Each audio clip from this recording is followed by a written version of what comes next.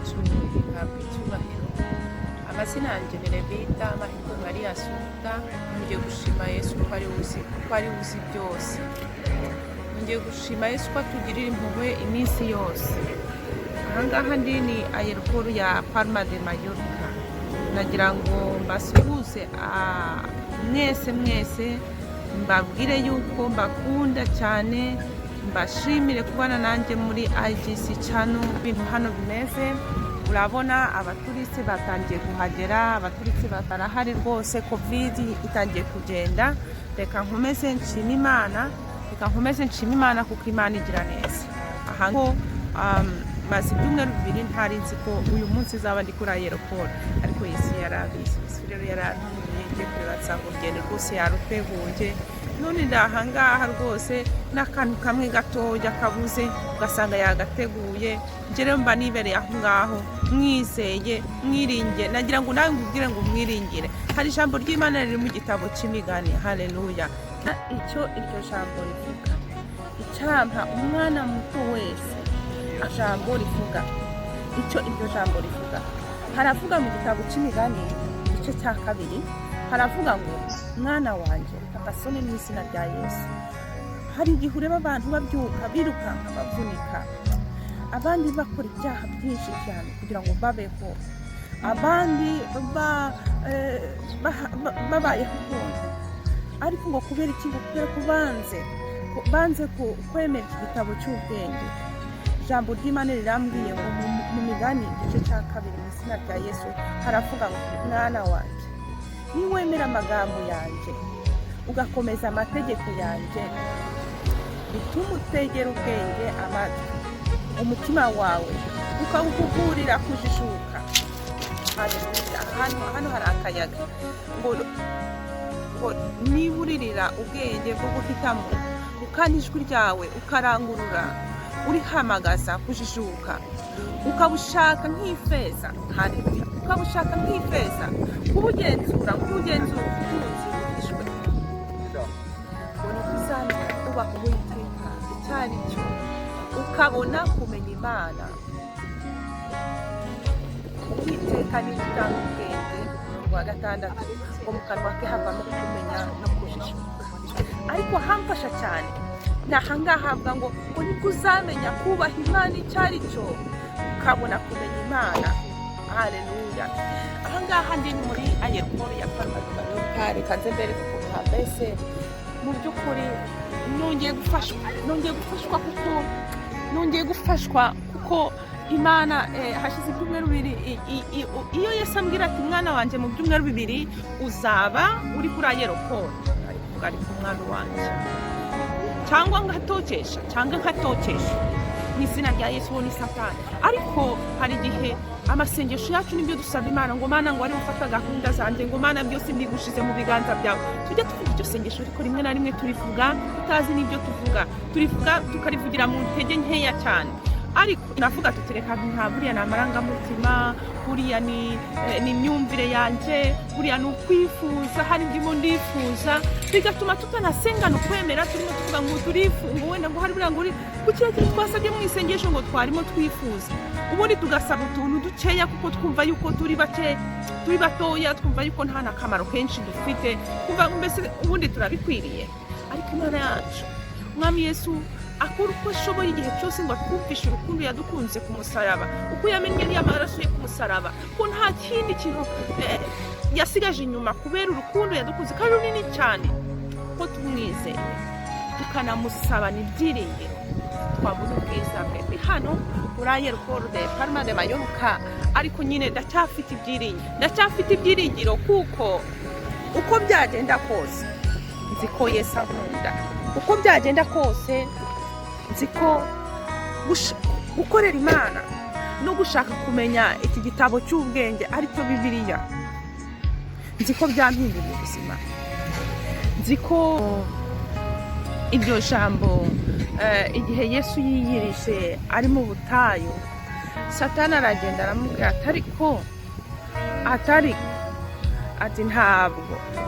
ati ntabwo wava kuri uriya munara ugasimbuka. Yesu aramureba Imana ati ntukagerageze Imana, ntukagerageze imana. Ntukagerageze imana. Twe ntabwo tugerageza imana, twe turayizera. Ntabwo dukora ibintu ngo kugira ngo abantu barebe ngo twabikoze, ngo cyangwa ngo abantu bamenye yuko tubishoboye, ahubwo ngo akenshi nta n'ibyo tuba dushoboye, ku buryo umuntu areba akavuga ati ubu ndabigenza nte, ariko wajya kureba ugasanga Imana yabikoze, yabirangije, irabishoboye, ko niyo ibishoboye. Niyo mpamvu rero ngira ngo nkubwire ngo wongere ukwizera kuko Yesu arashoboye. Wongere ukwizera ngo kuko iri jambo ry'Imana ryoherejwe abana b'abantu kugira ngo tuve mu bupfubyi, tuve mu rujijo, kugira ngo tuve mu gushukwa na Satani, kugira ngo tuve mu bigeragezo bimwe na rimwe twinjiramo kubera ko twabuze ukwemera. Rimwe na rimwe twinjira mu bigeragezo kubera yuko mu by'ukuri nta nubwo tuzi urukundo Imana idukunda ngo rurangana rute, ahubwo twirirwa dutekereza ibyaha byacu, tukirirwa dutekereza ibicumuro, tukirirwa tureba n'undi wacumuye. Ibyo bikadutesha igihe, aho gutekereza urukundo Imana idukunda, ngo rutwongerere imbaraga. Umunsi uzagera ku musozi ukabona ni muremure cyane, ukavuga uti nzi ko nkunda, mu izina rya Yesu ndawuzamutse, nzi ko turi kumwe, mu izina rya Yesu ndabishobora. Haleluya.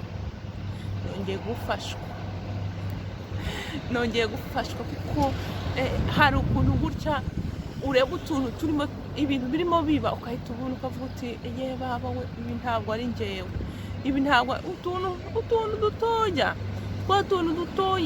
ukabona ntabwo ari njyewe, ukabona ntabwo ari wowe. Niyo mpamvu we ntabwo ajya atuma tumubona mu buryo bw'umubiri, ariko aba hari Mwuka Wera, aba hari Mwuka Wera wa Yesu aba ari iruhande rwacu, byabona turatamye akatugorora, byabona. Haleluya. Iri jambo ryakijije benshi. Nagira ngo nkubwire ko nawe rizagukiza, nuryemera kandi ukarishakisha, kuko iki gitabo cy'imigani kivuga ngo nuryemera ukarishakisha, ukaritekerezaho, ukabyuka. Rimwe na rimwe hari igihe tubura n'ibitotsi, umuntu akabura ibitotsi kuko warimo utekereza ukuntu wabonye imbaraga z'Imana, none ukavuga uti none se ubu ndakora iki noneho kugira ngo nyishimishe.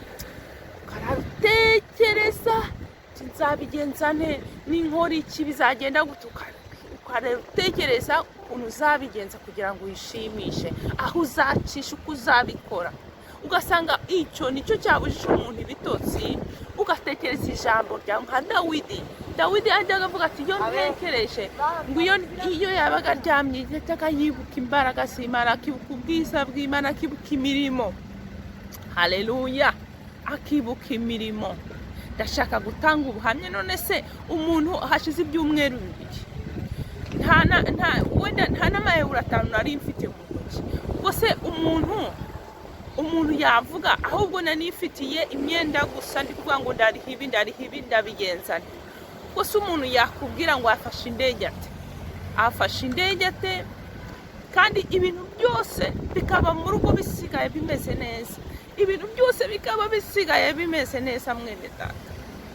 Nge rero naravuze nti iyi generasiyo yacu iyo haje umuvugabutumwa akaza agatangira akagusomera ngo mu ntangiriro, tukagenda akagusomera mu Kuva, tukagenda akajya igitabo cyo kubara akajya icyambere cya Samweli akagusomera, akajya muri Matayo, Mariko, Yohana, akajya muri Luka akakubwiriza Abakorinto ba mbere, aba kabiri, akakubwiriza Abaroma, akakubwiriza. Abantu benshi batagize experience zikomeye n'Imana baravuga ngo ngo Bibiliya ngo twengwe ngo ariko hari umuntu wambwiye ngo Bibiliya ni nini cyane nta nubwo ashaka kuyumva, nta nubwo bashaka kumva iryo jambo Bibiliya, ntabwo bashaka kuryumva kubera ko Satani yashizemo amabuye mu matwi yabo ngo batekuzumva, yashizemo yarapfutse, apfukisha imibabaro, apfukisha akarengane, apfukisha ibintu byababayeho, apfukisha ibibazo banyuzemo, apfukisha amakomfuri batashoboye gusobanura bagendana nayo mu mitima. Baravuga ngo apfukisha byinshi cyane, apfukisha ibyaha, apfukisha ibibazo. Arangira avuga ati Bibiliya rero ni mujange ntimuzigera ntimukanayisome ntimukanayumve, kuko azi yuko aho ngaho muri iryo jambo haleluya ngo nimwo harimo haleluya ngo nimwo harimo kumenya Imana. Wayimenya ute utumvise ijambo ryayo? Wayimenya ute utaretse ngo ikuganirise? Wayimenya ute utaretse ngo ikubwire gahunda ifitiye ubuzima bwawe? Wayimenya ute se mutaganira ngo ikubwire ikikunda n'icyo yanga? Ariko ibyo byose biri muri iri jambo mwene data, biri muri iri jambo. Nagize amahirwe ndaza nza kare ndavuga ariko Mana numpa akanya mu izina ryawe ryera Yesu ndaganira n'abakunzi ba IGC channel, babwire ko Yesu yera kandi ko Yesu agira neza.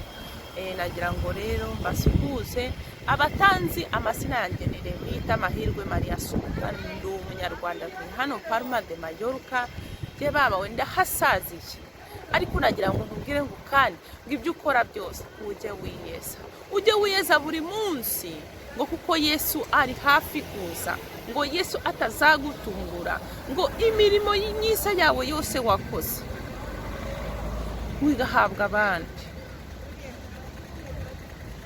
Hari ijambo rivuga ngo ujye ubika ibyo ufite utazatakaza ikamba ryawe wakoreye. Hari abantu benshi beza nk'abakunzi ba IGC channel, benshi ni abantu beza, benshi ni abakozi b'Imana. Nagira ngo dukomere. Yesu yaravuze ngo ubwami bwo mu ijuru ngo uzabujyamo ngo numeze nk'umwana mutoya. Twimerere nk'abana batoya. Hari igihe baduseka, hari igihe abantu benshi batatwumva bakavuga bati uyu muntu ari mu biki. Haleluya.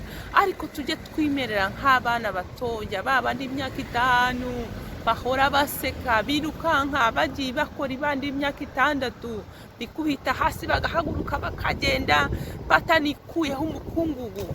Babandi b'imyaka 3 baseka barangiza bakanarira bakabikorera icyarimwe. Twibere nk'abana batoya, twibere nk'abana, nicyo Yesu ashaka. Ntitugire ikintu kidufataho, ntitugire ikintu kidufata, kuko njya ntegereza umunsi umwami Yesu azaza aje gutwara itorero. Umuntu wese uzaba ufite ibintu biremereye mu mutima we no mu mutwe we, n'imizigo ku mugongo we, imizigo ndavuga ibintu byo mu mwuka, byo mu mwuka. Ndumva ko uwo muntu nibyo bizanatuma abantu batagira gutya ngo bazamuke. Ariko Yesu azaza agasanga mu mutima we ni clean, harasukuwe, nta kirimo mu mutwe we, nta kintu kirimo. Imizigo yo ku mubiri we yose nta kintu kimufasheho. Abo ngabo bazizamukira, kandi mu matorero yose hazavamo umugeni. Ntabwo ari ukuvuga yuko umuntu hari abibwira yuko abana b'Imana basa batya, bameze gutya, bambara gutya. No, abana b'Imana bari impande zose mu buryo bwinshi. Hari nawe ureba ukaba utashobora no kumenya kwa Yesu ko ari umwana w'Imana, wajya kumuvugisha ugatangara ukavuga Imana ugira neza, ugatangara. Reka njye gufata indege, reka ngende, ndabona amasaha arimo agera, reka ngende nje gufata iyi ndege mu kwizera no gushima Imana, kandi nzi ko uru rugendo umwuka wera ari we urwiyoboreye. Imana yacu ihabwe icyubahiro. Amen, amen. Ndabakunda cyane, mukore subscribe. Ngiye muri Afurika, ngiye mu Rwanda, Imana nimfasha ikabana nanjye. Haleluya, kuko yabanye na Jabesi. Haleluya. Imana nimfasha ikabana nanjye kuko yabanye na Obededomu, ubwo yakiraga arika, ubwo yakiraga iwe, nk'uko twakiriye umwami Yesu nk'umukiza wacu. Nanjye izankorera ibikomeye kandi izankoresha ibikomeye, ngo kandi aho nzagera urugo ruzanyakira kandi ntabwo ruzabura umugisha. Imana ibahe umugisha. Ndabakunda mu izina rya Yesu.